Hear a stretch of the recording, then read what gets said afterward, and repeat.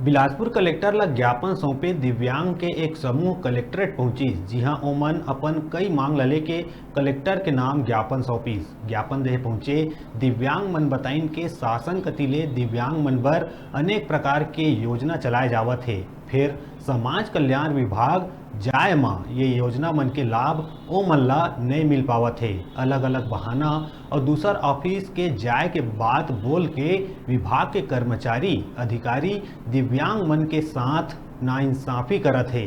उन्हें रोजगार ला लेके घलोक ओमन ला कहे गई के शहर में अगर ओमन व्यवसाय करत है त उकर सामान नगर निगम उठा के ले जाही। ये वजह ले ओमन ला दिक्कत के सामना करना पड़त है। रोजगार और योजना मन के लाभ नहीं मिल पाए के वजह ले दिव्यांग मन ला दर दर भटके बर मजबूर होना पड़त है।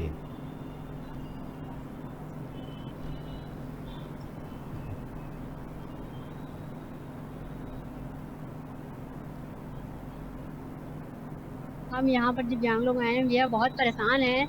जैसे कि पेंशन है, पेंशन जैसे बेसिक चीज जो हमारे लिए बना हुआ है उस पेंशन को नहीं दे रहे हैं। मिलना सिर्फ 350 रुपए जिसके भरोसे हम लोग जी रहे हैं, वो पेंशन नहीं दे रहे हैं। हमारे पास साइकिल नहीं है जिसके बिना हम लोग एक कदम नहीं चल सकते। साइकिल नहीं देते हैं, जाते हैं समाज कल्याण विभाग वाले, मेरे साथ इतने लोग हैं अभी आए हैं जिसके पास साइकिल नहीं है। बोलते हैं कि नगर निगम वाले देंगे या कलेक्टर ऑफिस देंगे, हम लोग नहीं देंगे बोलते हैं समाज कल्याण विभाग वाले। दूसरी बात यह है भैया, हम लोग नौकरी नहीं है हमारे पास, काम कैसे करें, कहाँ गए, कैसे जिए। तो नौकरी के लिए जाते हैं तो नौकरी तो मिलना नहीं, संभव नहीं है, तो रोजगार करना चाहते हैं। नगर निगम वाले सामान उठा कर ले जा रहे हैं, दुकान नहीं दे रहे हैं।